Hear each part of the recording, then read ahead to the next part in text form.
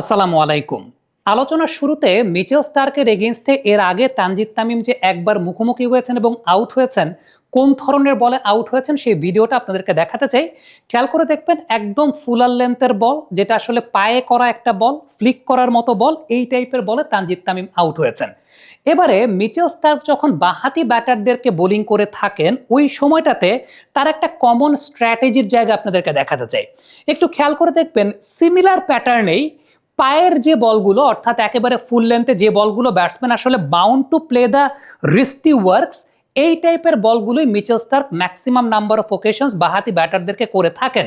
Last অ্যাশেজটাকে যদি আমরা একটু উদাহরণ হিসেবে দেই, তাহলে খেয়াল করে দেখবেন বেন ডাকেট এই ধরনের বলগুলোর এগেনস্টে এত সুন্দর রিস্ট ওয়ার্ক করেছিলেন যে জায়গাটাতে তিনি মিচেল স্টার্ককে কাউন্টার অ্যাটাক করতে পেরেছিলেন। আবার এই টাইপের বলে, অর্থাৎ এই লেন্থের এই লাইনে, যেটাকে আমরা অনেকটা ব্লাইন্ড জোন বলে থাকি, এই জোনের বলে বেন ডাকেট আউটও হয়েছেন।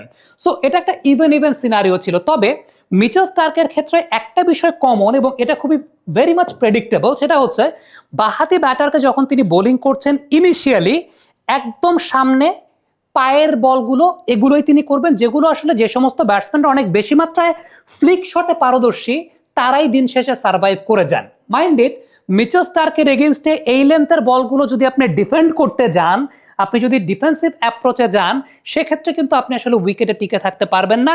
এই টাইপের বলগুলোর এগেইনস্টে যেটা কমনলি আমরা দেখি কিংবা কমন প্যাটার্ন দেখে ব্যাটসম্যানদের কাউন্টার অ্যাটাক করা কিংবা একটু এগিয়ে এসে ফ্লিক শট খেলা, যেটা আমরা বেন ডাকেটকে দেখেছি, জেকব বেথেলকে দেখেছি অ্যাশেজে করেছেন, এটাই মিচেল স্টার্কের এগেইনস্টে আসলে অন্যতম বড় অস্ত্রের জায়গা।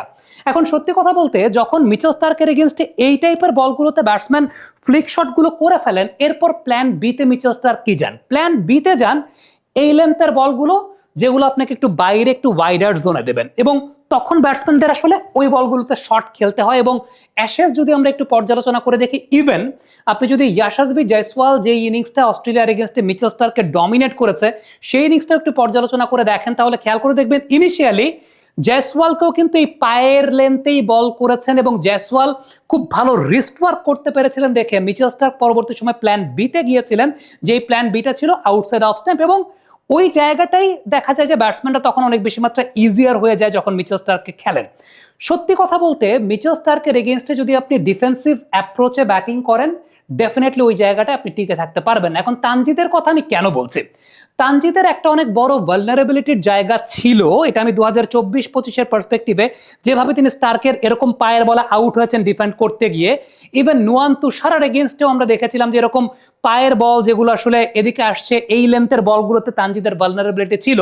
বাট ইন রিসেন্ট টাইমস আমি লাস্ট এক বছরের পার্সপেক্টিভে যদি বিবেচনা করি, পায়ের লেন্থের যে বলগুলো আছে, লাস্ট অস্ট্রেলিয়ার সঙ্গে যখন তানজিদ খেললেন, আমার মনে আছে জনসন নামে একজন বোলার ছিলেন বাঁহাতি, ওই অ্যাঙ্গেল থেকে যখন বল করছিলেন তানজিদ কিন্তু বেশ সাবলীলভাবে এগিয়ে এসে শট খেলছিলেন স্ট্রেট। আবার হারিস রফকে আমি দেখছিলাম যে একটা বল তানজিদকে পায়ে করেছিলেন, সেটাতে খুব সুন্দর ভালো রিস্ট ওয়ার্ক করেছিলেন। সো আমার কাছে ব্যক্তিগত মতামত অনুযায়ী সাদমান ইসলামকে আমরা এমনিতেও জানি যে ডেফিনেটলি পায়ের বল কিংবা লেগ স্ট্যাম্পের এই করিডোরটা, এটা সাদমান ইসলামের একটা অনেক বড় ভালনারেবল জায়গা। মিচেল স্টার্কের কোয়ালিটির বোলার যখন বোলিং করতে আসবেন, তখন এই ভালনারেবিলিটি আরো অনেক বেশি মাত্রায় প্রকাশিত হবে। আই উইশ আমাদের দেশে আসলে একজন প্রপার রাইট হ্যান্ডেড ওপেনার থাকতেন। সত্যি কথা বলতে, মিচেল স্টার্ক যখন রাইট হ্যান্ডেড ওপেনারদেরকে মানে বোলিং করে থাকেন, ডেফিনেটলি ইনকামিং বলগুলো তাদের জন্য অনেক বেশি মাত্রায় করেন, আবার অনেক সময় দেখা যায় করিডোর অফ আনসার্টেনিটিটাও ব্যবহার করেন। সো আমাদের দেশে আসলে রাইট হ্যান্ডেড ওই রকম ওপেনারের উপর আমরা ভরসা করতে পারি না, বা মাহমুদুল হাসান জয়ের উপর ওই ভরসার জায়গাটাও আসলে আসে না।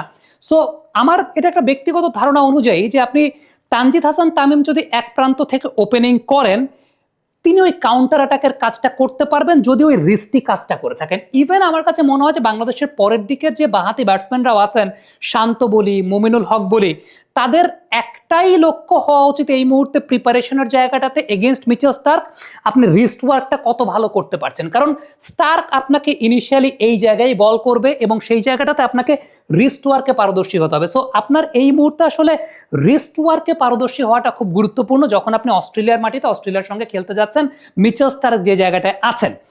আরেকটা কথা বলি, সেটা হচ্ছে যে দুই ভেন্যুতে খেলা হচ্ছে, এই দুই ভেন্যু, একটা ডারউইন আর একটা ম্যাকে, অস্ট্রেলিয়ার নর্দার্ন ট্রপিক্যাল অঞ্চলে অবস্থিত এবং বছরের এই সময়টায় ওয়েদার অনেক বেশি মাত্রায় ড্রাই থাকে, বাউন্সি উইকেট আসলে হয় না, বা ওই অঞ্চলগুলোতে নর্মালি বাউন্সি উইকেট প্রডিউস করা হয় না বা প্রডিউস করা পসিবল হয় না because of the weather condition. এমন উইকেট হয় যেগুলো আসলে অনেক বেশি মাত্রায় better batting condition, better batting friendly condition, এবং সেটা পরবর্তী সময়ে যেহেতু ড্রাই থাকে ওয়েদার অনেক বেশি মাত্রায় স্পিন ফ্রেন্ডলি হয়ে যায়। So Nathan lion can be a vital factor, but বাংলাদেশের মতো টিমের এগেইনস্টে যখন মিচেল স্টার্ক আছেন, যেটা আসলে প্রথম 20 ওভারে খেলা শেষ করে দিতে চাইবে অস্ট্রেলিয়া,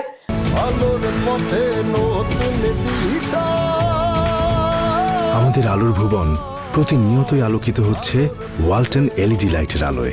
আমার একটা ব্যক্তিগত ধারণা অনুযায়ী সেই জায়গাটাতে definitely Tanzid Tamim should be there for the counter attacking situations, কারণ স্টার্ক দুইটা কাজই করবেন, একটা এই আর একটা ওই। ইভেন তানজিদ যদি থাকেন, আপনি যদি প্যাট কামিন্স খেলেন, প্যাট কামিন্সকে in the very second over আপনি বাধ্য করতে পারবেন অ্যারাউন্ড দ্য উইকেট আসার জন্য, কারণ প্যাট কামিন্সের এটা একটা বৈশিষ্ট্যের জায়গা, যখন বাঁহাতি ব্যাটসম্যান ব্যাটিং করতে আসে ওই পার্টিকুলার সময়টাতে অ্যারাউন্ড দ্য উইকেটে চলে আসেন এবং in the very second over. উল্টো আমার কাছে মনে হয় যে অস্ট্রেলিয়ার এই বোলিং লাইন আপে যদি বোল্যান্ড খেলেন, সেটা আরো অনেক বেশি মাত্রায় ডেঞ্জারাস হতে পারে বাংলাদেশের জন্য, বা বোল্যান্ডকে আমার কাছে অস্ট্রেলিয়ান কন্ডিশনে আরো বেটার থ্রেট মনে হয় against any kind of teams. But স্টার্কের জায়গাটা যদি আমি বলি, স্টার্কের জায়গাটা অ্যাগ্রেসিভ বাহাতি ব্যাটসম্যান যদি রিস্ট ওয়ার্ক বেটার করতে পারেন, then Starc will give you chances, যেখানে আপনি আসলে রুম পাবেন, শর্ট খেলার জন্য অপশনটা পাবেন। প্রবলেমটা যেটা হয় স্টার্কের এগেনস্টে, যে সমস্ত ব্যাটসম্যানরা ওই পাকাপাকাপি করে অনেক বেশি মাত্রায় ডিফেন্সিভ অ্যাপ্রোচে চলে যায়, তখন স্টার্ক আপনাকে পেয়ে বসবেন, এবং এই জোনের বলগুলো যখন আপনি আসলে রিস্ট ওয়ার্ক ভালো করতে না পারবেন, ওই সময়টা আসলে এই টাইপের বলের এগেনস্টে এই পেসে খেলাটা অনেক বেশি মাত্রায় ইম্পসিবল কাইন্ড অফ সিনারিও হয়ে যায়। সো বাংলাদেশের প্রিপারেশন আসলে অস্ট্রেলিয়াতে যাওয়ার আগে কি, তারা কোন প্ল্যানে যাচ্ছে, কতটুকু ডেটা অ্যানালাইসিস হয়েছে, ওই জায়গাটা যদি আমরা পার্টিকুলারলি বিবেচনা করতে চাই, আমার কাছে ব্যক্তিগত মতামতের জায়গাটা বাংলাদেশের অন্তত একজন অ্যাগ্রেসিভ ওপেনার থাকা উচিত।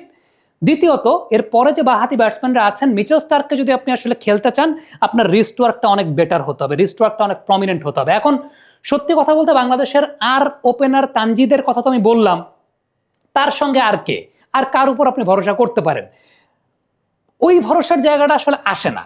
এখন সৌম্য সরকারের কথা আমিও গতকালকে বলেছি, অনেকেও বলবেন, তার ওভারসিজ রেকর্ডটা অনেক ভালো। লাস্ট যদি আমরা এনসিএল চিন্তা করি, লাস্ট এনসিএল এ বেশ ভালো ব্যাটিং তিনি করেছেন, বেটার ব্যাটিং কন্ডিশনে সৌম্য সরকার ভালো ব্যাটিং করে থাকেন, এগুলো কয়েকটা পয়েন্ট হতে পারে। বাট আমি জানি না যে আমাদের সিলেক্টররা আসলে এই সমস্ত বিষয় বিবেচনা করবেন কিনা। পার্টিকুলার কন্ডিশন ওয়াইজ পার্টিকুলার টিমের এগেনস্টে আপনি রেগুলার ওপেনারদের বাইরে আপনি যাওয়ার সাহসটা দেখাবেন কিনা, এতটুকু সাহসী বাংলাদেশের টিম ম্যানেজমেন্ট হতে পারবে কিনা, অনেকগুলো প্রশ্নের জায়গা আছে। বাট আপনি আমাকে জিজ্ঞেস করলে against Mitchell Starc left hand right hand কম্বিনেশনটা কাজ করে, সেটা অস্ট্রেলিয়া ইংল্যান্ড আমরা যখন অ্যাশেজ দেখেছি সেখানে দেখেছি। বাট ওই যে বললাম যে আমাদের রাইট হ্যান্ডেড ব্যাটসম্যান ওই লেভেলের নাই যেটা মিচেল স্টার্কের ইনকামিং বলকে আসলে ওইভাবে কম্পেনসেট করতে পারে বা ইনকামিং বলগুলোকে ওইভাবে ডিল করতে পারে। So I am not sure about opening পেয়ারটা কেমন হবে, বাট একটা জায়গাতে আমি আসলে তানজিদ হাসান তামিমকে দেখতে চাই, বিকজ ইন রিসেন্ট টাইমসে তার রিস্ট ওয়ার্কের জায়গাগুলো আমার কাছে ভালো লেগেছে, ড্রাইভের বলগুলো তিনি ভালো খেলেন, আর যখন রুম পাবেন, মানে ড্রাইভের বলগুলো ভালো খেলার পরে যখন স্টার্ক আপনাকে রুম দেবে, প্ল্যান বিতে যাবে, ওই জায়গাগুলো এক্সিকিউট করার তানজিদ হাসান তামিমের সক্ষমতা আছে। আর যদি আপনি আমাকে থিওরিটিক্যালি জিজ্ঞেস করেন তানজিদের পার্টনার আসলে কার হওয়া উচিত, ডেফিনেটলি একজন ডানহাতি ব্যাটসম্যান হওয়া উচিত, কিন্তু আমাদের যে ডানহাতি ব্যাটসম্যানের অপশন আছে সেই অপশনটা আসলে বেটার অপশন না। সো আমি জানি না সৌম্য সরকারের অপশনটাকে ওভারসিজ কন্ডিশনে, যেহেতু সৌম্যর আপনি যদি গড় চিন্তা করে দেখেন, ওভারসিজ কন্ডিশনে সৌম্যর গড় বা এই টাইপের কন্ডিশনগুলোতে বেটার ব্যাটিং কন্ডিশনগুলোতে সৌম্যর গড় better. I am not sure যে আমাদের সিলেক্টর এতটুকু সাহসী হতে পারবেন কিনা বা সেই সাহসী হওয়াটা প্র্যাকটিক্যাল কিনা, বাট ডেফিনেটলি সেকেন্ড অপশনের জায়গাটা, অনেক বড় ভালনারেবিলিটির জায়গাটা বাংলাদেশের আছে। বাট একটা অপশন আমার কাছে মনে হয় যে বাংলাদেশের চোখটা বন্ধ করে ঠিক করে নেওয়া হচ্ছে, যখন আপনি অস্ট্রেলিয়ার এগেনস্টে খেলছেন, ওই রকম কন্ডিশনে খেলছেন, Tanzid Tamim should be there. কারণ এই অস্ট্রেলিয়ার এগেনস্টে আপনি যদি ডিফেন্সিভ স্ট্র্যাটেজিতে যান, you will not be successful. Comment বক্সে আপনাদের মন্তব্য মতামত জানতে চাই, লিখে পাঠাবেন।